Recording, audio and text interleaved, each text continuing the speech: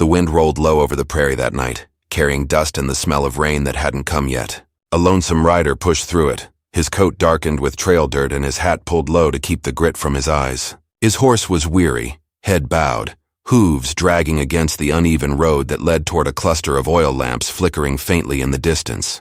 That was Mercy Creek, a small, half-forgotten village tucked between the hills of northern Texas, where the soil was dry and folks held tight to their secrets. The stranger didn't plan to stop long. He only needed food, a bed, and maybe a quiet corner to forget the road for a night.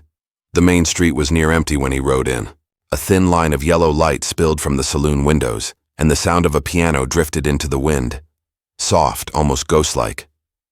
A few men leaned against the wooden posts outside, their hats tilted, smoke curling from their lips as they watched the stranger dismount. His boots hit the ground with a dull thud, and though he kept his head down, he could feel their eyes measure him from hat to heel. Outsiders were rare here, especially ones arriving so close to nightfall. Inside the saloon, warmth hit him like a blanket. The smell of whiskey, fried meat, and old wood filled the air. A woman was singing low near the piano, her voice carrying the sadness of long years. Her hair shone copper under the lamplight, and her eyes followed the stranger as he took off his hat and walked toward the bar. He didn't say much, just placed 2 coins down and nodded for a drink. The barkeep, a man with graying stubble and a crooked smile, poured him a glass without asking questions. "Long road, stranger?" the barkeep said as he wiped the counter. The man nodded, his voice quiet but steady. "Too long." Outside, thunder grumbled across the sky. The door rattled as the wind pushed against it. Somewhere behind him, laughter broke from a table of card players, loud and rough. The woman finished her song and stepped down from the small stage, her boots tapping lightly against the wooden floor. She came closer, carrying the scent of lavender and something sweet the stranger couldn't place. "Not many pass through Mercy Creek," she said, her tone gentle but curious. "You look like you've seen a good bit of country." He turned slightly toward her, the brim of his hat shading his eyes. "Enough to know when it's time to stop for the night," she smiled, not wide, but just enough to soften the tiredness in her face. "A warm bed awaits, stranger," she said, her voice almost teasing. "If you're looking for rest, the inn next door has room. Hard to find much comfort out there on the trail." He studied her for a long moment before answering. "Comfort's a strange thing," he said quietly. "Sometimes it's the hardest thing to trust." Her gaze lingered, as if she wanted to ask more but decided against it. The piano player started another tune, slower this time, and the saloon filled again with chatter and the shuffle of boots. The stranger finished his drink, left a few coins more than needed, and thanked the barkeep. When he stepped back out, the rain had begun, light at first, then harder, rattling against the wooden awnings. The lamps along the street flickered in the downpour. He made his way toward the small inn the woman had mentioned. Its sign hung crookedly, swaying in the wind. Letters faded, but still readable. A single light burned in the window, and through it, the faint outline of a woman could be seen moving about. He pushed open the door and entered. Inside was quiet except for the rain tapping the glass. The place smelled faintly of coffee and soap. Behind the counter stood a middle-aged woman, her hair tied back neatly, eyes sharp yet kind. She looked up from her ledger as he entered. "Evening, traveler," she said. "Storm caught you on the road?" He nodded, removing his hat. "Seems that way. Just need a bed for the night." "Got 1 room left," she replied, flipping through the book. "That'll be 50 cents. Supper's cold, but I can heat it if you'd like." "That'll do fine," he said, pulling a small leather pouch from his coat. He placed a silver dollar on the counter, more than enough, and told her to keep the rest. She gave him a long look, as though she wanted to ask who he was running from or what weight he carried, but she didn't. Folks in Mercy Creek had learned not to pry. After she handed him the key, he climbed the narrow stairs. Each step creaked under his boots. The room was small, just a single bed, a chair, and a window looking out over the muddy street. He dropped his saddlebag near the wall and sat on the edge of the bed, listening to the storm outside. For a long while he didn't move. The knock came soft at first. He turned his head, hand instinctively brushing the revolver at his belt. The knock came again, followed by a familiar voice. "Your supper," the woman from the saloon said through the door. He hesitated, then opened it. She stood there holding a tray, stew, bread, and coffee steaming in the dim light. She was drenched from the rain, her shawl clinging to her shoulders. "You shouldn't have come out in this," he said, taking the tray from her. I'm used to rain, she answered, brushing her hair from her face. Besides, I owed you. You paid my bill back at the saloon. He looked at her, puzzled. Didn't realize it was yours, she smiled faintly. You didn't have to. But you did. For a moment, neither spoke. The wind howled against the glass, and the fire downstairs crackled faintly through the floorboards. She stepped inside just a little, her boots leaving small wet prints on the wood. The room seemed smaller with her in it. Quieter, too. You plan to ride out tomorrow? She asked softly. He nodded. If the rain lets up. You'll find the roads worse than they look, she said. Mercy Creek has a way of keeping folks longer than they mean to stay. He studied her face then, the strength in her eyes, the weariness beneath it. She looked like someone who had lost and kept losing, yet still found reasons to smile. Maybe that's what some folks need, he said. A place that holds them still for a while. Her lips curved just enough to suggest a truth she wouldn't say out loud. She turned toward the door, her hand resting on the knob. Good night, stranger, she murmured. Rest easy. Storms like this make the night feel longer than it is. When she left, he watched the door close gently behind her. The warmth from the food filled the small space, but it couldn't chase away the chill that crept into his thoughts. He leaned back, staring at the ceiling, listening to the steady rhythm of the rain. Downstairs, laughter rose again from the saloon across the street, carried faintly by the wind. Somewhere in that sound was the trace of her voice, soft, worn, and still searching for something she hadn't found. He wondered what it was that tied her to this place, and why her eyes had looked as if they'd seen him before. The lamp flickered low, and in the corner of the room, the shadows deepened. He reached for the revolver near his bed, the old habit of a man who'd learned the road could turn cruel fast. Somewhere outside, a horse neighed sharply, followed by footsteps sloshing through mud, slow, deliberate, coming closer. He sat upright, every muscle tensing, listening hard as the footsteps stopped just beneath his window. The sound of rain filled the silence again, but the air felt different now, charged, waiting. And then, faintly, someone called his name. The voice was familiar, soft, almost tender, but he hadn't told anyone here what it was. The stranger didn't move for a long moment, his hand still on the revolver's worn grip. The sound of rain was steady now, like a heartbeat against the window. Whoever had spoken his name didn't call again, but he could feel their presence, outside, a weight in the air that didn't belong to the wind or the storm. Slowly, he stood and crossed to the window. The glass was fogged, the lantern light throwing faint reflections against it. He wiped a small circle clear with his thumb and peered out. The street was empty. Water ran in thin streams along the dirt road, glinting faintly under the swinging lamps. The saloon across the way still glowed, voices rising and falling with the music, but no figure stood beneath his window. Still, he knew what he'd heard. The voice had been too clear, too close, and too familiar to be a trick of the storm.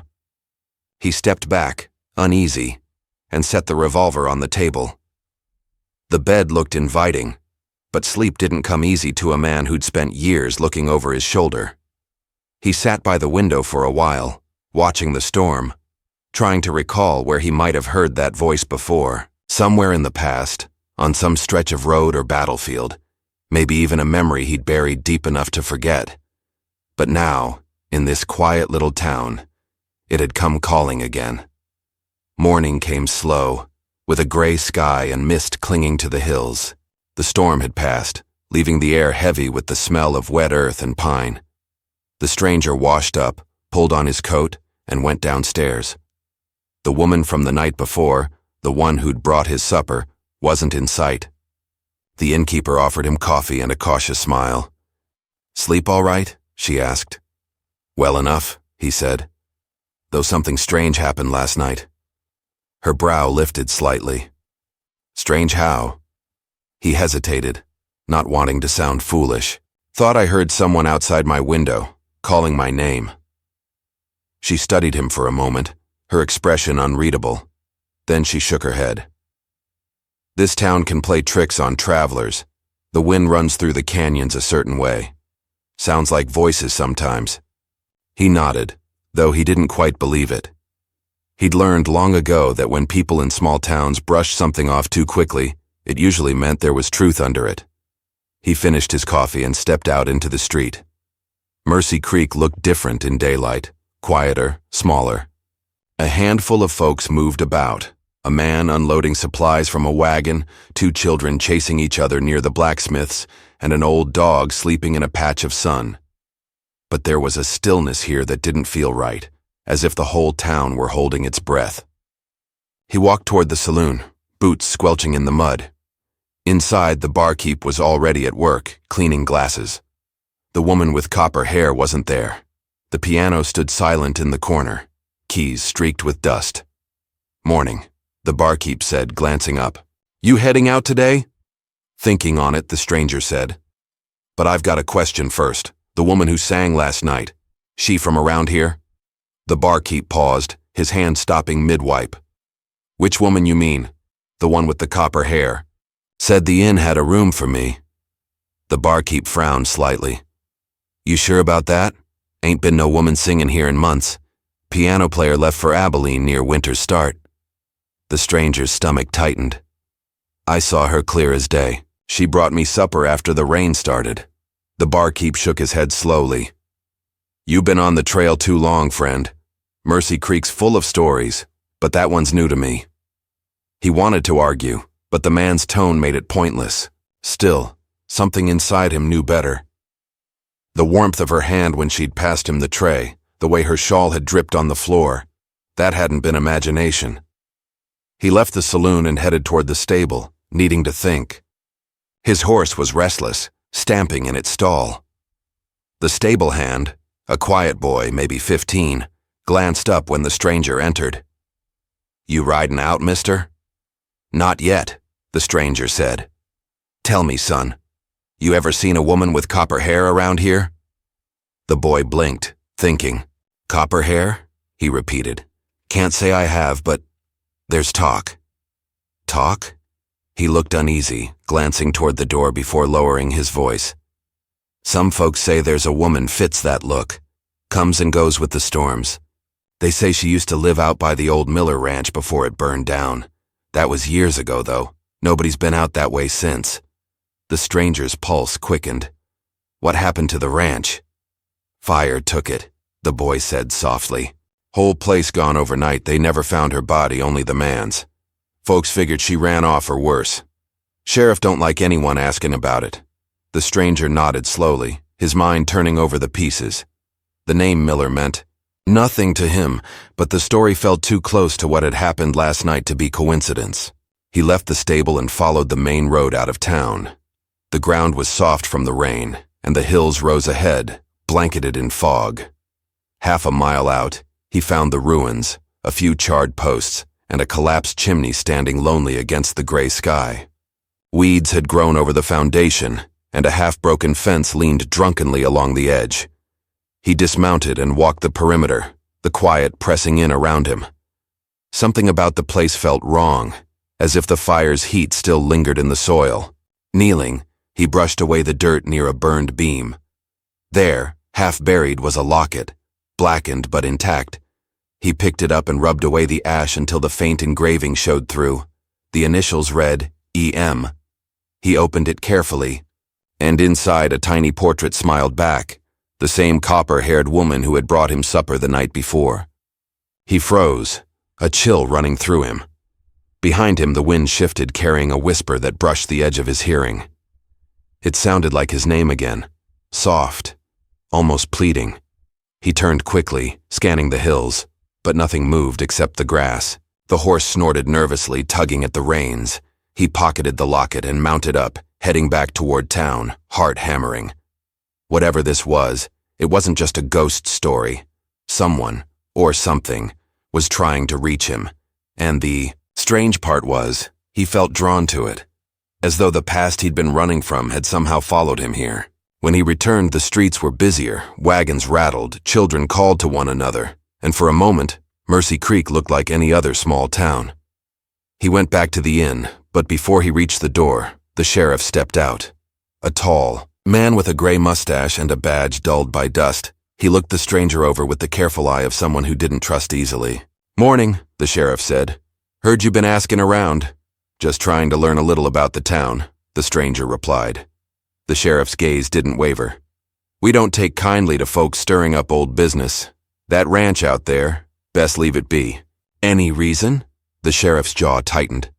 Some things are better off left buried. Mercy Creek's quiet now, and I intend to keep it that way. The stranger met his eyes evenly. Not much harm in asking questions, is there?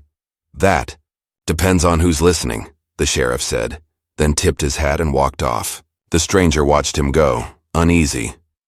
He went back to his room, pulled the locket from his pocket and placed it on the table. The light from the window caught on the metal, flashing faintly. He sat there a long while, trying to piece together why any of this mattered to him. Why the sound of that voice still echoed in his head. Maybe it was because it didn't just sound familiar. It sounded like someone from his own past. Someone he thought he'd left behind. That night, the storm returned, heavier than before. The inn's windows rattled, and the lanterns flickered as the wind howled through the cracks. He couldn't sleep. The locket lay open beside him on the table, the woman's face staring back through the candlelight. Then faintly, he heard it again. His name. This time it came not from outside, but from within the hall. Soft footsteps moving toward his door. He reached for the revolver, heart pounding. The footsteps stopped, and then slowly, the doorknob began to turn. The doorknob turned slowly, creaking in the dark, and the stranger froze, his hand tight around the revolver. The room was dim, lit only by the faint glow of the lantern on the table. The rain outside pounded harder, drowning every other sound, yet the scrape of metal on wood seemed to slice right through it. The door opened an inch, then another, and a cold gust swept in from the hallway. He raised the gun slightly, voice low but steady. "Who's there?" No answer came, only the whisper of wind curling through the gap. He stood up, the floorboards groaning beneath his boots, and took one careful step forward. The air felt thick, charged with something unseen. He reached the door, shoved it open, and found no one. The hall stretched empty in both directions, the lanterns along the wall flickering from the draft. He stepped out, scanning each door. Nothing stirred, yet the sense of being watched clung to him close and cold. He checked the stairwell, quiet. The innkeeper's door was shut tight, a faint line of light beneath it. He turned back toward his room, unease crawling under his skin. And that's when he saw it. A wet footprint near his door, small and bare, leading down the hall toward the back stairs. He followed, moving silently, the revolver steady in his grip. The footprints glistened under the lamplight, vanishing near the last step. He descended slowly, his boots silent on the wood. The back door of the inn stood half open, rain sweeping in. Outside, the night was thick with fog and thunder. He stepped out into it, scanning the empty yard. The wind carried the faint creak of the old barn nearby, its door banging loosely against the frame. He made his way there, water soaking his coat, the mud sucking at his boots. The door swung wide as he approached, and lightning flared across the sky. For a split second, he thought he saw someone. A figure standing inside the barn, motionless, watching him. Then darkness again. He raised the gun and stepped inside. The smell of hay and rain filled the air. Another flash of lightning illuminated the interior. Empty stalls, broken tools, and dust. But near the far wall a shape moved, soft like fabric shifting. He edged closer, heart pounding. "Show yourself," he said, voice low. A whisper came in reply. Faint, trembling, almost human. "You shouldn't have come back." He spun toward the sound, but there was no one there. Only shadows and the echo of his own breathing. The whisper came again, closer this time. "They'll find you just like before." He turned sharply, backing toward the open door. The storm raged outside, lightning strobing against the hills. For a moment he thought he saw her again. The woman with the copper hair, standing just beyond the threshold, her eyes pale in the light. "Who are you?" he shouted over the wind. "What do you want from me?" But when he blinked, she was gone. Only rain filled the space where she'd been. He stumbled back toward the inn, soaked through, his pulse unsteady. The innkeeper met him at the door, startled by the sight of him. "What happened?" she asked, clutching her shawl. "Someone was out there," he said. "In the barn," she frowned. "No one uses that barn anymore. It's been empty for years." He didn't answer. The words wouldn't help. She led him back to his room, insisted on lighting a new lantern, though he hardly noticed. The locket still lay on the table where he'd left it, only now it was open again, even though he was sure he'd closed it before leaving. The woman's painted face inside looked untouched, serene, but there was something new scratched into the metal below it. Sleep was out of the question. He sat awake until dawn, watching the sky pale behind the hills. Every noise made him reach for the revolver. When morning finally broke, he decided he couldn't stay another night in Mercy Creek. Not until he knew what was happening. He saddled his horse and rode toward the sheriff's office. The streets were quiet, though a few early risers gave him curious looks as he passed. The sheriff was there, sitting behind his desk, reading the morning paper. He looked up as the stranger entered. "You again?" the sheriff said. "Thought you'd be gone by now." "I was planning to," the stranger said, setting the locket on the desk. "Until last night. You want to tell me why this woman keeps showing up?" The sheriff's eyes flicked to the locket, and for the first time something like unease crossed his face. "Where'd you get that?" "Out at the Miller Ranch," the sheriff leaned back slowly. "That ranch burned 15 years ago. Man and wife both died in it. Or so we thought. So you did know her," the stranger said. The sheriff nodded once. "Her name was Ella, married to Samuel Miller. Folks said it wasn't a happy marriage. Fights, late nights, money gone missing. Then the fire came, and that was that." He paused, his voice lowering. "But here's the thing. Some said they saw a rider leaving the ranch that night. A man never caught him. Some figured it was her husband. Others thought, maybe someone else." The stranger felt his throat tighten. "Someone else?" The sheriff studied him closely. "You look like a man who's seen a lot of roads. Maybe even run from a few." The stranger didn't answer. He picked up the locket, pocketed it, and turned to leave. But as he reached the door, the sheriff's voice followed him. "Whatever's haunting you out there, son, Mercy Creek's got a way of digging up what a man tries hardest to bury. You might want to think on that before dark." He stepped out into the sunlight, but the words stuck with him. Maybe it was true. Maybe the past wasn't done with him yet. He didn't remember a woman named Ella. At least, not clearly. But something deep inside him stirred when he thought of her voice calling his name. By afternoon, the storm clouds had gathered again, low and heavy over the hills. He rode out toward the ruins once more, the locket burning against his chest. The land was silent except for the rumble of thunder. As he approached the blackened remains of the ranch, he noticed something he hadn't before. Tracks. Fresh ones. A rider had come through recently. He dismounted and followed them on foot, leading into the valley beyond the property. The air smelled of wet grass and smoke, faint but real. He climbed a small ridge, and from there he saw it. A cabin tucked into the trees, smoke rising from its chimney. Someone lived here. Someone who didn't want to be found. He approached quietly, his boots leaving deep prints in the mud. The cabin's door was cracked open, light spilling from inside. He pushed it gently and the hinges creaked. Inside, the air was warm, the fire burning low in the hearth. A pot simmered on the stove, and on the table sat a single cup of coffee, steam still rising. But no one was there. He looked around. One bed, one chair, a few tools. Then his eyes landed on a photograph pinned to the wall. It was old, faded, but the faces were clear. A man and himself, younger, wearing a different coat, standing beside the copper-haired woman. Both smiling. He stumbled back, his breath catching. The room seemed to tilt around him. He tore the photo from the wall, staring at it, trying to make sense of the memory that wouldn't come. How could this be? He didn't remember her. He didn't remember this place. Yet here was proof they'd once stood side by side. A sound behind him made him turn. A shadow moved just outside the doorway, then slipped away into the trees. He rushed out, calling out into the storm. "Wait!" No answer, only the rain and the crack of thunder. But then faintly from the woods came her voice again. Closer this time, trembling but clear. "You promised me." He ran toward it, branches whipping against his coat, the mud sucking at his boots.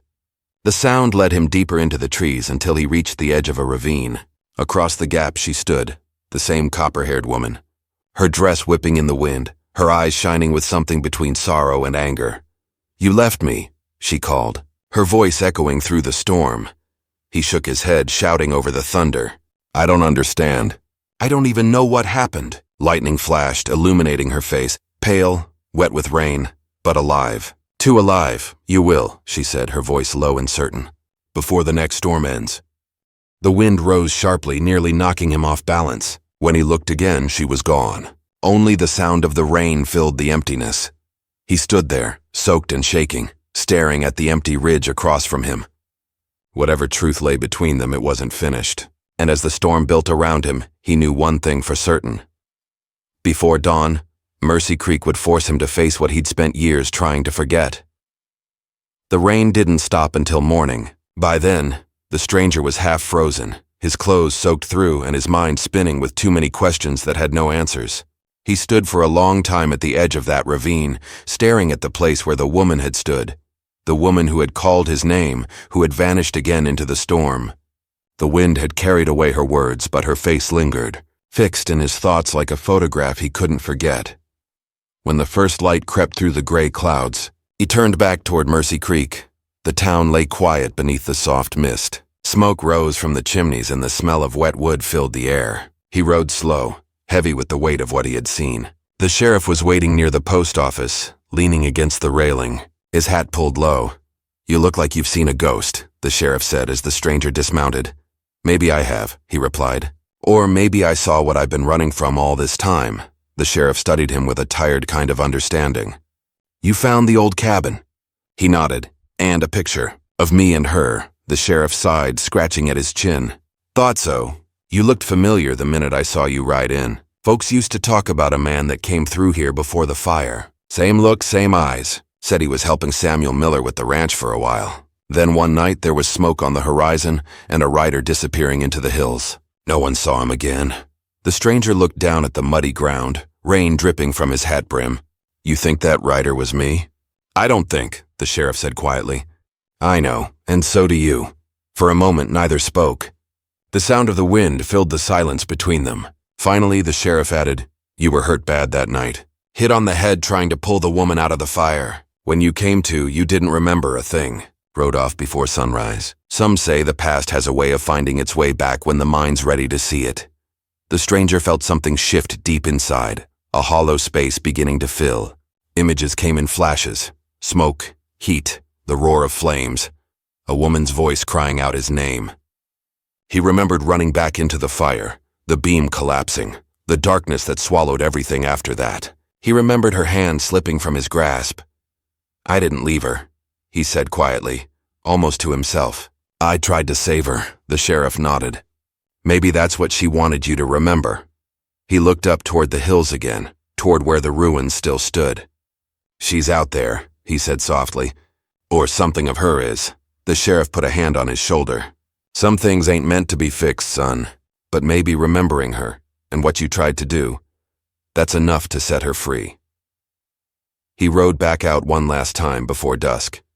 The clouds had lifted and the land smelled clean again. The burned ranch was quiet, just a few blackened stones and wildflowers pushing up through the soil. He dismounted, walked among the ruins, and took the locket from his pocket. The metal was cold but no longer heavy. He knelt by the old chimney and placed it there in the ashes, whispering a few words that felt right, even if they weren't fancy. "I remember now," he said softly. "You can rest." The wind stirred, gentle this time, and for just a second, he thought he saw her. Standing in the sunlight at the edge of the field, her copper hair glowing, her face calm. She didn't speak, didn't move. She only smiled, and then she was gone. He stood there for a long while, letting the silence wrap around him. The land felt lighter somehow, as if it, too, had been holding its breath all these years. When he finally turned to leave, he looked back once more at the remains of the place that had haunted him and knew he wouldn't be coming back. Back in town, the sheriff watched him ride in and nodded, as if he already knew what had happened. The innkeeper had a room ready, but he told her he'd be moving on come morning. She didn't ask why. Folks in Mercy Creek had learned that some answers didn't need words. That night, he sat in the saloon again, where the piano sat silent and the same lamps flickered against the worn walls. He ordered coffee this time instead of whiskey. The barkeep raised a brow but didn't comment. "You heading out?" the barkeep asked. "Yeah," the stranger said. "Trail's calling again. Find what you were looking for?" He thought for a moment, then gave a small smile. "Not what I was looking for, but maybe what I needed to see." The barkeep nodded slowly, as if that made sense. Mercy Creek's got that effect sometimes. He left before dawn, just as the sky began to glow pink over the hills. The streets were still, the air cool and quiet. He paused at the edge of town, looking back once more. For the first time since he'd arrived, the place didn't feel haunted. It felt peaceful, like a chapter closing. As he rode toward the open plains, the road stretched wide and endless ahead. The wind brushed against him, warm and clean, and somewhere behind him a meadowlark sang. The weight he'd carried, the guilt, the confusion, the ghosts of a life half-remembered, seemed to lift with the rising sun. He didn't know where the trail would lead next. Maybe north, where the hills softened into prairie. Maybe west, where the mountains caught the light like gold. It didn't matter much anymore. What mattered was that, for the first time in years, he rode without running. By midday, the town of Mercy Creek was only a faint shape behind him, lost among the folds of the land. The storm had washed everything clean, the roads, the sky, and maybe even his soul. In the distance, a group of travelers passed, tipping their hats as they went. He returned the gesture, a quiet peace settling over him. Whatever his name had once meant, whatever he had been before, he was simply a man again, one who had faced his past and lived to ride on. He thought of her one last time, the woman with the copper hair, the locket, the fire. Her voice echoed faintly in his memory, not with sorrow this time, but with warmth. "Rest easy," she had said once, and now he could. As the sun sank low, painting the plains in gold and red, he followed the narrow trail west. The wind carried the scent of sage and dust, the promise of new land beyond the horizon. Behind him, Mercy Creek faded into quiet legend, a small, forgotten town that had seen one man come full circle. He didn't look back again. There was no need to. Some stories he knew weren't meant to be carried forever. They just needed to be remembered long enough to let go. By nightfall, the stars had come out, sharp and bright over the open country. He rode on beneath them, steady and sure, the sound of the horses' hooves a steady rhythm against the earth. Somewhere he thought she was part of that sky now, at peace, watching over him. And though he didn't speak it out loud, he whispered it in his heart, a quiet farewell to the woman he had once known, to the town that had tested him, and to the part of himself that had finally found its way home. The trail stretched on into the darkness, endless and free, and for the first time in his long, wandering life, he didn't fear where it led.